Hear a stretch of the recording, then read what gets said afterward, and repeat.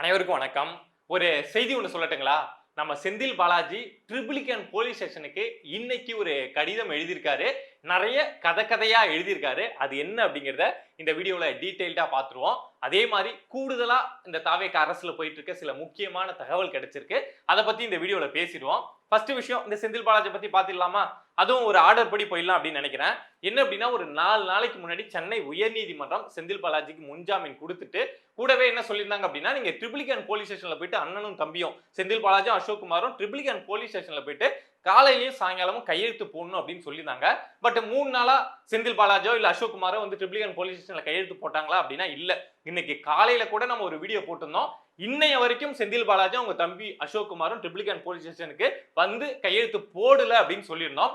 அதுலயே கூடுதலா என்ன ஒரு விஷயம் சொல்லியிருந்தோம் அப்படின்னா, இப்படியே இவங்க பண்ணிட்டு இருந்தாங்க அப்படின்னா கண்டிப்பா ட்ரிபிலிகேன் போலீஸ் ஸ்டேஷன்ல இருந்து அவங்க தரப்புல இருந்து முன்ஜாமீனை கேன்சல் பண்ணுங்க அப்படின்னு சொல்லிட்டு அப்பீல் போவாங்க அப்படின்னு காலையில வீடியோல தான் சொல்லியிருந்தோம். பட் அதே ப்ராசஸ் தான் இன்னைக்கு காலையிலயும் செந்தில் பாலாஜி வரல அப்படிங்கிறப்போ ட்ரிபிலிகேன் போலீஸ் ஸ்டேஷனே ரொம்ப பரபரப்பா இருந்து, என்னடா அது உயர்நீதிமன்ற நீதிபதி வந்து இந்த மாதிரி கையெழுத்து போடணும் அப்படின்னு சொன்னாங்க, இந்த மனுஷன் வரலையே, நம்ம உயர்நீதிமன்றத்துக்கு அப்பீல் போலாம் அப்படின்னு சொல்லிட்டு எல்லாமே பரபரப்பா நடந்துட்டு இருந்திருக்கு.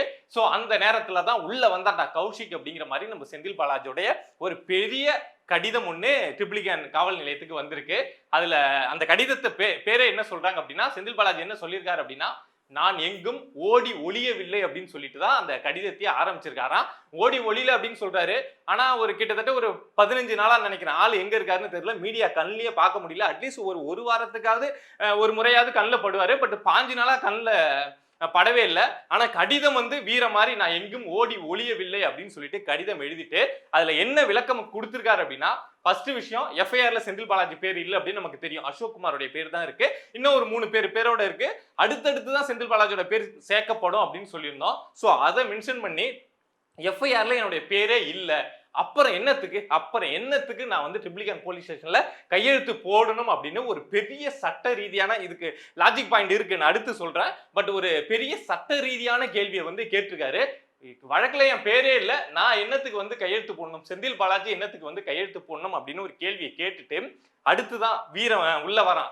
என்ன அப்படின்னா, சரி ஒருவேளை நான் வந்து ட்ரிபிலிகேன் போலீஸ் ஸ்டேஷன்ல வந்து நான் ஆஜர் ஆகிறேன், நான் கையெழுத்து போட வரேன் அப்படின்னா வேற வழக்குல எந்த வழக்குலயும் என்ன கைது பண்ண மாட்டேன் அப்படின்னு சொல்லி நீங்க உத்தரவு கொடுக்கணும் அப்படின்னு சொல்லிட்டு ஒரு திருட ஒரு சட்டத்துக்கு வந்து ஒரு உத்தரவு அப்படிங்கிறத போடுறாரு. சொல்லிட்டு வெக்கமே இருக்காதாட்டுக்கு ஒரு கடிதத்துல இப்படியா எழுதுவாங்க. சோ இப்படி செந்தில் பாலாஜி எழுதியிருக்காரு. நான் போன வீடியோலயே சொல்லியிருந்தேன், இந்த காரணத்துக்காக தான் மனுஷன் வராம இருக்காரு, வந்தா வேற வழக்குல புடிச்சு உள்ள போட்டுருவாங்கன்னா அமைதியா இருக்காரு அப்படின்னு சொல்லியிருந்தேன். அது அப்படியே நடந்திருக்கு. சோ கடிதத்துல என்ன கைது பண்ணிடாதீங்க, நான் இன்கேஸ் நான் வரக்கூடாது, பட் இருந்தாலும் நான் வந்தேன், சட்டத்தை மதிச்சு வந்தேன் அப்படின்னா நீங்க என்ன கைது பண்ண கூடாது அப்படின்னு சொல்லி கேட்டிருக்காரு. வெக்கமா இல்ல? சட்டத்துக்கு சட்டம் போடுறாரு போல. இந்த விஷயம் அந்த கடிதத்துல நடந்திருக்கு. அடுத்து இன்னொன்னு என்ன கேட்டிருக்காரு அப்படின்னா, நான் வந்தா எனக்கு மருத்துவ உதவி அப்படிங்கிறது ட்ரிபிலிகேன் போலீஸ் ஸ்டேஷன்ல வேணுமா? ஏன்னா மனுஷனுக்கு வந்து உடம்பு சரியில்லையா, ஏன்பா இந்த தேர்தல் டைம்லாம் அந்த ஆட்டம் போட்டாரு, அந்த குதிச்சாரு, அந்த பேச்சு பேசினாரு, இந்த கரூர் சம்பவம் நடந்தப்பெல்லாம் அப்படி பேசினாரு, அப்பெல்லாம் இவருக்கு உடம்பு சரியில்லாத மாதிரி தெரியல, பட் இப்போ உடம்பு சரியில்லாத இருக்காரா. சோ வந்தாருன்னா மருத்துவ உதவி வேணுமா? ஏன்னா ஆல்ரெடி இவர் வந்து இந்த ஹார்ட் பிரச்சனை அப்படிலாம் ஒரு டிராமா போட்டிருக்காருல்ல. சோ அதனால எனக்கு மருத்துவ உதவி வேணும் அப்படின்னு கேட்டிருக்காரு. மருத்துவ உதவி கூட கொடுத்துட்டு போயிடலாம்னு வைங்களேன். ஏன்னா திடீர்னு இந்த ஆள் அங்க போய் உட்காந்துட்டு விசாரணை போயிட்டு இருக்கப்போ ஏதாவது கேள்வி கேட்கிறப்போ ஐயோ எனக்கு நெஞ்சு வலின்னு புடிச்சுக்கிட்டாருன்னா அது ஒரு பெரிய பிரச்சனையா போகும். உடனே மனித உரிமை ஆணையம் வருவாங்க, அவங்க வருவாங்க, இவங்க வருவாங்க, திமுக ஒண்ணு கொடியை தூக்க ஆரம்பிச்சிடும். சோ மருத்துவ உதவி கூட கொடுத்துடலாம்.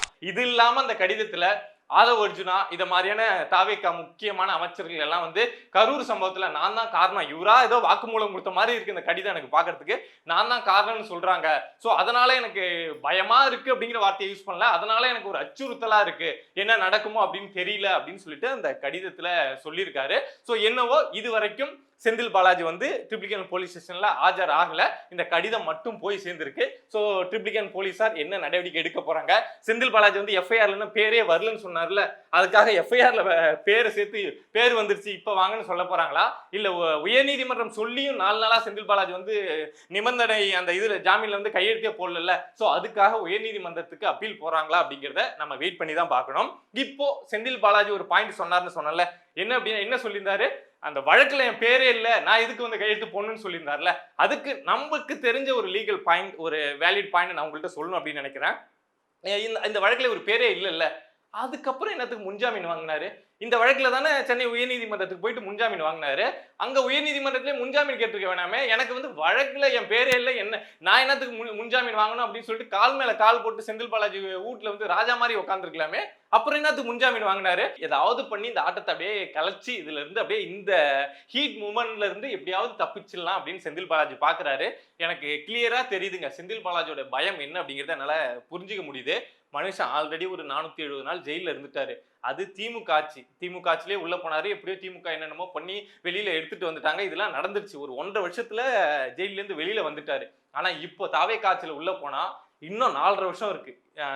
தாவேக்கா ஆட்சி இந்த 5 வருஷம் டென்யூர் முடியணும் அப்படின்னாவே இன்னும் 4.5 வருஷம் இருக்கு. சோ இந்த 4.5 வருஷமும் உள்ள இருக்கிற மாதிரி இருக்கும். திரும்ப 2031 திமுக ஆட்சிக்கு வருமா அப்படின்னு தெரியல. வருவதற்கான வாய்ப்பு இல்ல. வரக்கூடாதுன்னு தான் எல்லாரும் சேர்ந்து போராடிட்டு இருக்கோம். சோ அப்படி பாக்குறப்போ இப்ப மட்டும் நம்ம ஏதாவது ஒரு வழக்குல அரெஸ்ட் ஆயிட்டோம் அப்படின்னா உள்ள அந்த வழக்குல ஜெயிலுக்கு போவோம். உள்ள இருக்கிறப்ப அடுத்த வழக்குன்னு போட்டு நம்ம வாழ்நாளையே உள்ளே வச்சு நம்மளையும் நம்ம தம்பியவோ காலி பண்ணிடுவாங்க. நம்ம உள்ள போக கூடாது அப்படிங்கிறதுக்காக தான் செந்தில் பாலாஜி குழம்பி போய் என்னென்னமோ பண்ணிட்டு இருக்காரு. நீங்க வேணா பாருங்க. கூடிய சீக்கிரம் இது வந்து அவர் இன்னும் சிக்கல்ல தான் கொண்டு போய் விடும். நீங்க நீதிமன்றத்தை எதிர்த்துக்கிட்டு காவல்துறையை எதிர்த்துக்கிட்டுலாம் வெளியில ஃபைட் பண்ணிட்டுலாம் இருக்க முடியாது. நீதிமன்றமோ காவல்துறையோ ஒரு செகண்ட் கோவப்பட்டாங்க அப்படின்னா அடுத்த 1/2 மணி நேரத்துல செந்தில் பாலாஜி ஜெயில இருப்பாரு. பட் என்ன பண்றாங்க அப்படின்னு வெயிட் பண்ணி பார்ப்போம். நானும் செந்தில் பாலாஜி, அசோக்குமார் 2 பேரையும் ஜோடியா ஜெயில வச்சு பார்க்கணும் அப்படின்னு ஆசைப்படுறேன். பட் என்ன நடக்குது அப்படிங்கிறத வெயிட் பண்ணி பார்ப்போம். இன்னொரு விஷயம் என்ன அப்படின்னா தாவேக்கா அரசு வந்து திமுகவுக்கு எந்தெந்த அதிகாரிகள்லாம் வந்து அப்படியே ரொம்ப முட்டு கொடுத்துட்டு இருந்தாங்களோ அவங்களுக்கு அவங்களுடைய ஆட்சியிலும் சில முக்கியத்துவம்லாம் கொடுத்தாங்க. பட் இப்போ வந்து அருண் ஐபிஎஸ் எல்லாத்தையும் அப்படியே டம்மி பண்ணி விட்டுக்கிட்டே இருக்காங்க. முக்கியமான அதிகாரிகள் டம்மி பண்ணப்படுறதை தாண்டி யாரெல்லாம் முக்கியமான அதிகாரிகளுக்கு ஒத்துதியா இருப்பாங்கல்ல, அவர் என்ன சொன்னாலும் நீங்க சொல்றதுதான் தலைவா சரி, நீங்க சொல்றதுதான் தலைவா கிரேட் அப்படின்னு சொல்லிட்டு ஒத்துதி செய்யக்கூடிய தலைவர்கள், அதாவது அதிகாரிகள் இருப்பாங்கல்ல, சோ அவங்களையும் தேடி பிடிச்சி களை எடுக்கிறது அப்படின்னு சொல்லுவாங்கல்ல. சோ அதை தாவேக்கா அரசு செஞ்சுட்டு இருக்காங்க. உண்மையாலுமேங்க ஒரு பெரிய பட்டியல் திமுகவுக்கு ஆதரவாக எந்தெந்த அதிகாரி எஸ்ஐலேருந்து இன்ஸ்பெக்டர்லேருந்து டிஜிபி வரைக்கும் யாரெல்லாம் எப்படி இருந்தாங்களோ அவங்க எல்லாரையும் களை எடுக்கணும் அப்படிங்கிற அந்த டீப்பான விஷயத்துல தாவேக்கா அரசு இறங்கியிருக்காங்க. இப்போ நான் சொல்ல போற பேரை கேட்டீங்க அப்படின்னா அதந்து போயிடுவீங்க. டேவிட்சன் ஆசீர்வாதம், திமுகவுடைய ஒரு அடிவருடி எப்படி வேணாலும் சொல்லலாம்ல. சோ அவரை தூக்கி ஓரமா அடிக்க போறாங்களா. இப்ப ஆவின்ல இருந்துட்டு இருக்காரு, ஆவின் டிபார்ட்மெண்ட்ல இருந்துட்டு இருக்காரு. அவரை தூக்கி அடிக்க போறாங்களாம். இதுக்கு காரணம் எங்க எப்படி வந்து நிக்குதுன்னு பாத்தீங்கன்னா திமுக காரங்களே தான் நம்ம டேவிட்சன் ஆசீர்வாதத்தை போட்டு கொடுத்துருக்காங்க அப்படின்னே சொல்லலாம். இப்போ விஜய் அவர்கள் வந்து கரூர் பயணம் போனாங்கல்ல, கரூர் பயணம் போயிட்டு அங்க சொல்லியிருந்தாங்க காவல்துறை வந்து சரியா எங்களை கண்ட்ரோல் பண்ணியிருந்தாங்க, ப்ராப்பரா எங்களை கைட் பண்ணியிருந்தாங்க அப்படின்னா அந்த சம்பவம் நடந்திருக்காது அப்படின்னு சொல்லியிருந்தாங்க. உடனடியா திமுக ஐடி விங் என்ன பண்ணாங்க அப்படின்னா டேவிட்சன் ஆசீர்வாதம் வந்து இந்த கரூர் சம்பவம் நடந்த உடனே வந்து ஒரு விளக்கம் அப்படிங்கறத கொடுத்திருந்தாரு. இத மாதிரி இத்தனை காவலர்கள் வந்திருந்தோம், ஒரு நல்ல கிரௌடா இருந்தா, ஒரு மெச்சூரிட்டி இருக்க கிரௌடா இருந்தா நாங்க இத்தனை போலீஸ் பண்ணுவோம், அதை விட கொஞ்சம் அதுவா இருந்தா இத்தனை போலீஸ் பண்ணுவோம், ஆனா தாவேக்கா ரொம்ப மோசமா இருந்ததுனால தான் இப்படிலாம் நடந்துருச்சு அப்படின்னு சொல்லிட்டு ஒரு இன்டர்வியூ வந்து பிரஸ் மீட் ஒண்ணு கொடுத்திருந்தாரு. அதை திமுக ஐடி விங்க எடுத்து இப்ப அப்படியே சும்மா வேகமா என்ன விஜய் இப்படி பேசிட்டாரு கரூர்ல, அங்க பாருங்க டேவிட்சன் ஆசீர்வாதம் அப்ப என்ன இன்டர்வியூ கொடுத்திருக்காரு பாருங்க அப்படின்னு சொல்லிட்டு எடுத்து கட் பண்ணி போட்டாங்க. இது வரைக்கும் அந்த டேவிட்சன் ஆசீர்வாதத்தை மறந்துருந்தாங்க போல தாவேக்கா. இத மாதிரி இவர் வந்து அந்த சம்பவத்தில் திமுகவுக்கு ஆதரவா இப்படி பேசினாரு, இவ்வளவு முட்டு கொடுத்தாரு அப்படிங்கறத மறந்து போயிருந்தாங்க போல. சோ இந்த விஷயத்தெல்லாம் பார்த்த உடனே தாவேக்காவுக்கு ஞாபகம் வந்துருச்சு.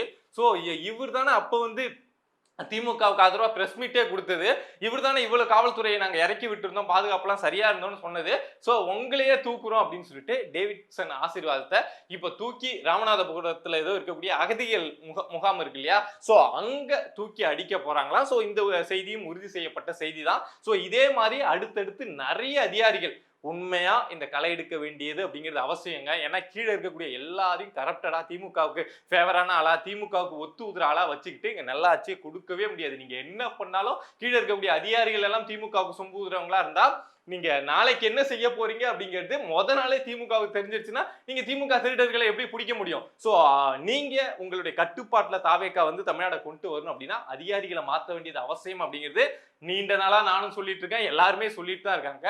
சோ அந்த வேலையில இப்ப தாவேக்கா ரொம்ப தீவிரமா இறங்கி இருக்காங்க அப்படிங்கிறது அடுத்தடுத்து நடக்கக்கூடிய நடவடிக்கையில தெரியுது. இன்னும் தொடர்ச்சியா நிறைய டிரான்ஸ்பர் நடக்கும் அப்படின்னு சொல்றாங்க.